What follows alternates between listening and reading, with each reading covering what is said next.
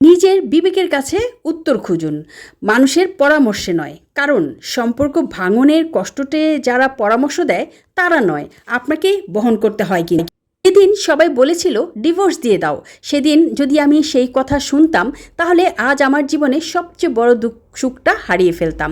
স্বামীর সাথে বনিবনা হচ্ছিল না। বিয়ের পরের প্রথম বছর, এক বছরেই নীলার জীবনটা যেন উলটপালট হয়ে গেল। স্বামী রাহাত সারাদিন কাজ নিয়ে ব্যস্ত থাকতো, অফিস থেকে ফিরে মোবাইল নিয়ে বসে থাকতো, নীলার সাথে ঠিকমতো কথাও বলতো না। দিনের পর দিন এই অবহেলা সহ্য করতে করতে নীলার মনে হতে লাগলো যে হয়তো রাহাত তাকে আর ভালোবাসে না।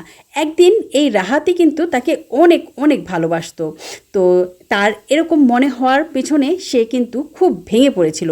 একদিন সামান্য একটা বিষয় নিয়ে বড় একটা ঝগড়া হয়ে গেল। রাগ করে নীলা বাবার বাড়ি চলে গেল। সেখানেই শুরু হয়ে গেল মানুষের বিচার। কেউ বলল এমন সংসার করে কী লাভ, আরেকজন বলল এখনই ডিভোর্স দিয়ে দাও, কেউ আবার বলল পুরুষ মানুষ বদলায় না। প্রতিদিন এসব কথা শুনতে শুনতে নীলার মনও দুর্বল হয়ে পড়েছিল। তার মনে হচ্ছিল সত্যিই হয়তো এই সম্পর্কের আর কোনো ভবিষ্যৎ নাই। কিন্তু এক রাতে তার মা তার পাশে এসে বসলো, তার হাতটা তার নিজের কোলে নিল এবং সে আস্তে আস্তে বলল, একটা সম্পর্ক ভাঙতে 5 মিনিটও লাগে না, কিন্তু গড়তে বছরের পর বছর লাগে। সিদ্ধান্ত নেওয়ার আগে একবার নিজের মনকে জিজ্ঞেস করো, নিজের মন কি বলে সেটা জানো। মায়ের কথাটা নীলার হৃদয়ে গিয়ে লাগলো। সে ভাবলো এত সহজে কি সত্যিই সব শেষ করে দেওয়া যায়। পরদিন রাহাত হঠাৎ তাদের বাড়ি এলো। চোখ দুটো লাল, মনে হচ্ছিল কয়েকদিন ঠিকমতো ঘুমায় নাই, খায় নাই। রাহাত চুপচাপ বলল, আমি জানি আমি ভুল করেছি নীলা, কিন্তু আমি তোমাকে হারাতে চাই না প্রিয়। প্রথমবারের মতো নীলা দেখল এই মানুষটারও অনেক কষ্ট হচ্ছে। এই মানুষটাও তাকে হারানোর ভয়ে ভেঙে পড়েছে। দুজন অনেকক্ষণ কথা বলল, ঝগড়ার কারণ, অভিমান, কষ্ট সব খুলে বলল। তখনই জানা গেল রাহাত অফিসে প্রচণ্ড চাপের মধ্যে ছিল। চাকরি হারানোর ভয়, সংসারের দায়িত্ব সব কিছু তাকে বদলে দিয়েছিল। কিন্তু সে কখনোই নীলাকে ভালোবাসা বন্ধ করেনি, শুধু প্রকাশ করতে পারে নাই। সেদিন তারা ডিভোর্সের কাগজে সই করে নাই, কিন্তু বরং নতুন করে সম্পর্কটাকে বাঁচানোর সিদ্ধান্ত নিয়েছিল। সহজ ছিল না, আবার ঝগড়া হয়েছে, আবার মন খারাপ হয়েছে, কিন্তু এবার তারা পালিয়ে যায় নাই, কথা বলে সমস্যার সমাধান করেছে।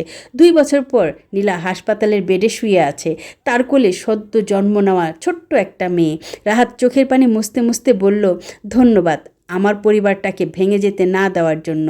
নীলার চোখেও পানি চলে আসলো। তার মনে পড়ল সেই দিনের কথাগুলি, যখন সবাই বলেছিল ডিভোর্স দিয়ে দাও। আজ বুঝতে পারল, যদি সেদিন সে এই কাজটাই করতো, সবার কথা শুনতো, তাহলে আজ এই সুখটা সে অনুভব করতে পারতো না।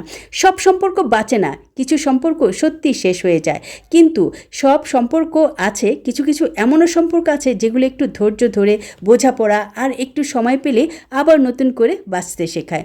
মানুষের পরামর্শে নয়, নিজের বিবেকের কাছে উত্তর খুঁজুন। কারণ সম্পর্কের ভাঙনের কষ্টটা যারা পরামর্শ দেয় তারা নয়, আপনাকেই বহন করতে হয়। তাই নিজের বুঝ মতো নিজের সিদ্ধান্ত নেবেন, অন্যের পরামর্শে নেয়। মানুষ তো কত কিছুই বলবে, অনেকে আছে ইচ্ছা করে হয়তো খারাপ পরামর্শও দিবে, এমন লোকও কিন্তু আমাদের আশেপাশে আছে। তাই সাবধান, এমন কাউকে প্রশ্রয় দিবেন না।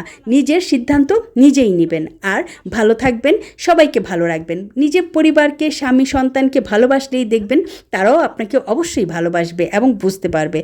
Story blogger Amina.